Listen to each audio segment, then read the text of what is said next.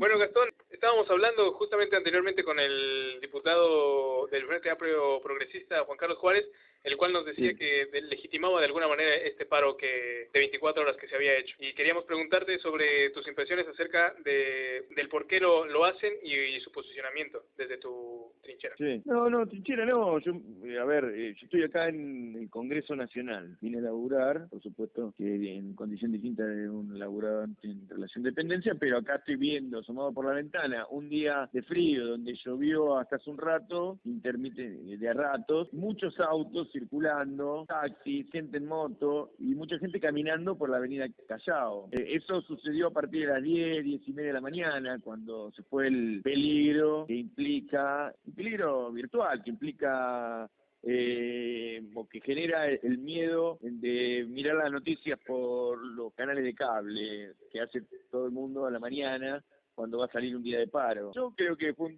una jornada con menos acatamiento que la anterior vez, también, como esta, tiene que ver con la falta de transporte, que mucha gente no vino a laburar, pero hoy hay mucha gente dando vuelta, y después estuve viendo en los canales, las redes, y más crítica a la actitud de los dirigentes. Yo no vi en los piquetes nada que no fuera un grupo militante de partido de izquierda, ni siquiera activismo de las centrales sindicales que en otro momento participaron de los piquetes o estuvieron, y tampoco vi mucha gente en los cortes. En uno o dos que vi que de un lado ponían gente y de otro lado ponían autos. Pero yo creo que hay que encontrar los caminos para que haya de parte de los trabajadores, no hablo de la dirigencia, sino de los trabajadores, pero también con sus dirigentes, un ida y vuelta que pueda colaborar para que no haya perjuicios como los que se generan en un paro de estas características, que no tienen un programa inclusivo. Este es un paro que busca resolverle la agenda a los más altos ingresos, pero yo, si fuera dirigente sindical, podría decir, por ejemplo, poner en la agenda la cuestión de los que no tienen trabajo. Yo trataría de meter la reivindicación de los que hoy no tienen trabajo o que cobran bajos salarios. Pero si eso no sucede, ¿a qué responde la convocatoria esta? Yo vi que los dirigentes del transporte automotor plantearon que había que aumentar las tarifas o volver a los subsidios. O sea que ahí los sindicatos están planteando que el Estado subsidie para que nosotros, para que las empresas les puedan pagar mejores salarios. Pero ahora cuando nosotros les pagamos mejores salarios, pagan ganancias, plantean que hay que sacar las ganancias. Bueno, la puja distributiva no tiene ahí ningún tipo de análisis de reflexión, porque nosotros no podemos pagar subsidio para que después los sindicalistas presionen para que después no se pague ganancias. Es medio una contradicción sin sentido, pero bueno, yo ahí veo que hay que poner en debate todo, y bueno, ya pasó este paro y yo creo que van a ver seguramente algunas situaciones así de acá hasta las elecciones, porque estos paros juegan en el marco electoral. Gastón, te saluda Gabriel Ríos.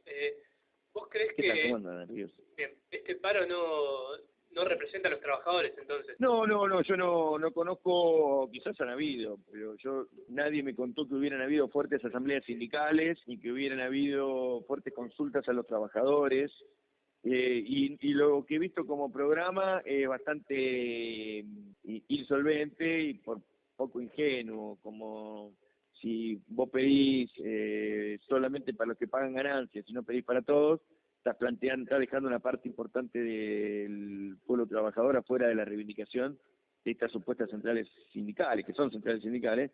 Pero bueno, así está el movimiento obrero, con una dirigencia desprestigiada y con 5 centrales obreras. Nosotros tenemos que trabajar para que haya una unidad de las centrales obreras sobre la base de una dirigencia que piense a favor de los intereses de los trabajadores, que genere iniciativas a favor de los intereses de los trabajadores, que no piense solamente en la cuestión del salario, sino que también piense en el modelo productivo, porque el día que acá no haya modelo productivo que incluya a todos los argentinos, como nos ha pasado a lo largo de la historia, esta situación pendular de que avanzamos y retrocedemos, los trabajadores van a verse otra vez perjudicados por la pérdida de puestos de trabajo. Hoy, en el medio de una crisis global, en el medio de una situación de recesión mundial, estamos peleando para defender, sostener el empleo que hemos conquistado en todo este periodo. Entonces, ¿quién va a sostener el empleo si no es una política activa donde el Estado interviene subsidiando la tasa para que la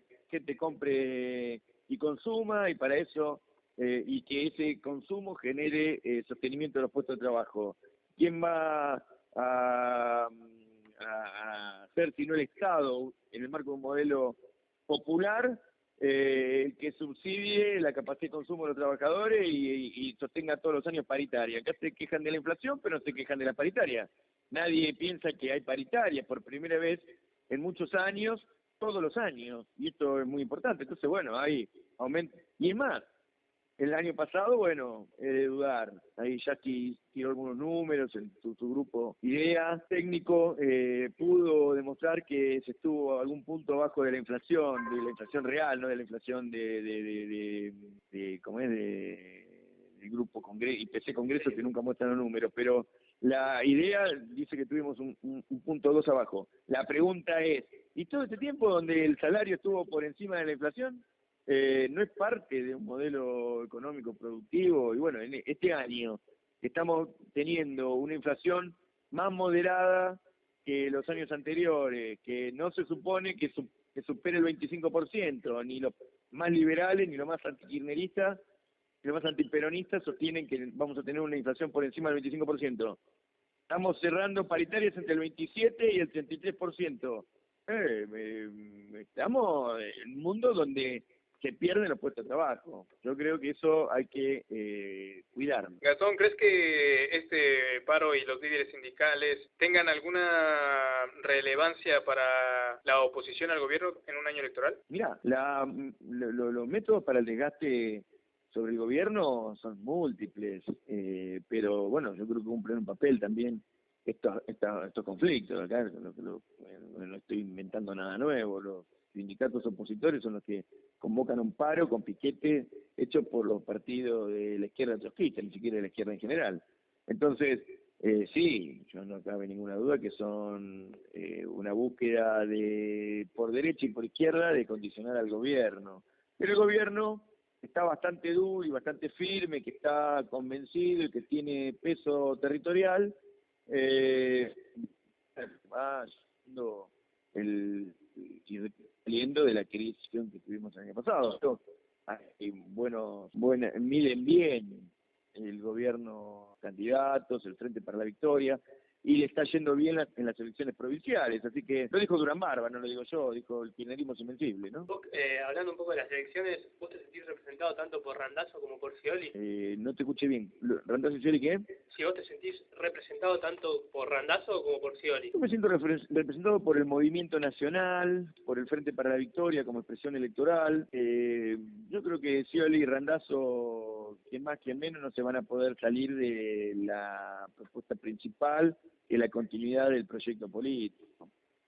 Más, quien gane va a ganar con el espaldarazo, el apoyo, el empujón que va a dar la presidenta, que es la conducción del movimiento nacional. Así que yo no creo que haya demasiado problema, ni creo que haya que sobreactuar la discusión entre candidatos. Ambos expresan más o menos lo mismo, y en mi punto de vista, ¿no? Quizás yo querría que la cosa vaya más acelerada que lo que pueden expresar estos candidatos, pero es un problema personal. Yo creo que con la conducción de Cristina, del Movimiento Nacional y cualquier candidato, el Frente para la Victoria gana las elecciones y va a continuar con el rumbo político. Bueno, Gastón, antes de irnos quisiéramos saber qué les podrías decir desde el Frente para la Victoria a los trabajadores que hoy no se pudieron transportar y a aquellos que posiblemente sean una fuerza electoral en estas próximas elecciones. No, yo, creo que la voluntad de todos los argentinos aquí sin distinción es que terminar con la tarea de la inclusión social. Todos tenemos algún familiar con problema laboral o con falta de trabajo, y todos sabemos que el salario debería estar, sobre todo el salario promedio por encima del promedio que tiene actualmente. Los que menos cobran deberían cobrar más, y quizás habría que emparejar, y este es el objetivo del gobierno, con aquellos que están en los percentiles más altos, aquellos que están con mayores niveles de ganancia. Pero bueno, también hay una diferencia entre la productividad y la ganancia de los trabajadores textiles, por decir un rubro, y lo de la Coca-Cola.